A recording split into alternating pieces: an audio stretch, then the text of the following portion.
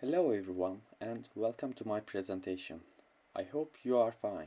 Today I will talk about the zoo story and its absurdity and reality as you see. I hope you will like it.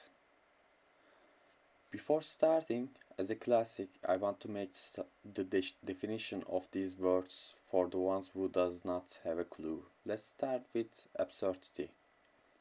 As we all know, we live normal and reasonable lives mostly. Absurdity refers to the opposite. We can say that absurdity is the quality or state of being ridiculous or wildly unreasonable. And reality. I guess everyone in this planet knows this word and has a definition because we are living in it, except the ones who lost it. Nevertheless, if we still need a definition, we can say that reality is the state of being real. I think it's enough to move on. Let's continue with absurd theater. Absurd theater is a post-World War II designation for particular plays of absurdist fiction written by a number of primarily European playwrights in the late 1950s. It is also a term for the style of theater the plays represent. The play focus largely on ideas of existentialism and express that what happens when human existence lacks meaning or purpose and communication breaks down. The structure of the plays is typically a round shape, with the finishing point the same as the starting point. Logical construction and argument give way to irrational and illogical speech, and the ultimate conclusion, silence. Before the play, I think it will be good to have some information about the writer, Edward Albee.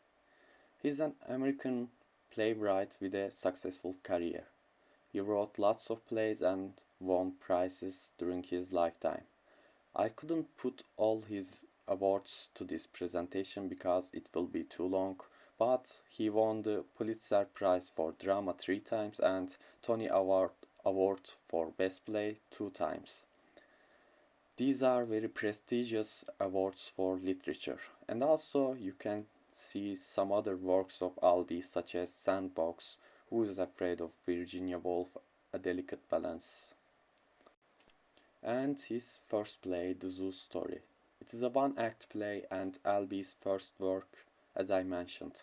He wrote this game in 3 weeks. The play explores themes of isolation, loneliness, miscommunication, and anathematization, social disparity, and the humanization in a materialistic world.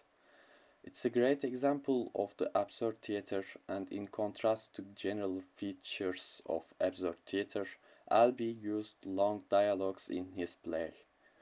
If we try to summarize the whole game in one sentence, we can say, while someone was sitting on the bench, a stranger came and started talking. Anyways, the character of the play. Let's start with the realistic, boring one, Peter. Peter is a boring guy. He's got a wife, 2 daughters, and a few parakeets and cats. He comes out to the park on Sundays and sits on the bench and reads Time magazine. Then during the week, he goes to work where he's paid a lot of money. Tough life. In this game, we can say that he presents the reality.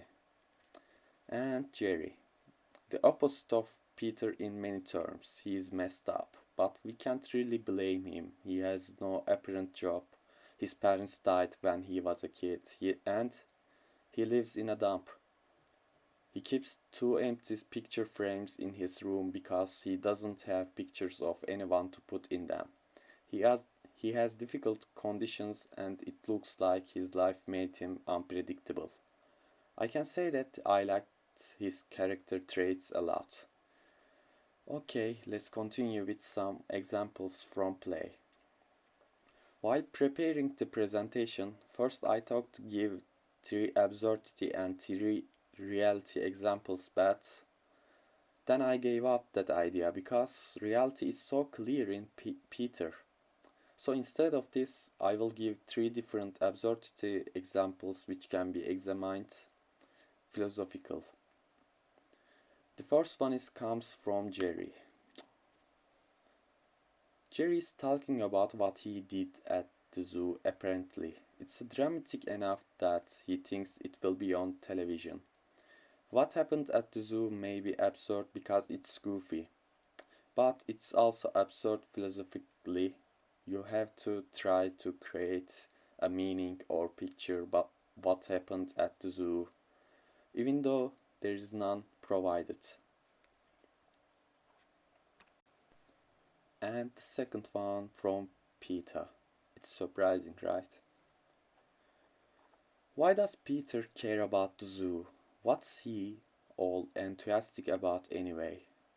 It's not clear why he should care. Maybe it's not even clear to Peter.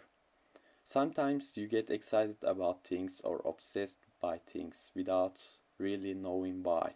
It's like watching the Kardashians on television or getting a song stuck in your head. Third and the last one, a long monologue from Jerry. The play is suggesting here that, just like animals in zoo, people never connect, they are all in cages. But if that's true, then there's got to be a way to break free. And in the end of the play, we clearly see how Jerry breaks himself free.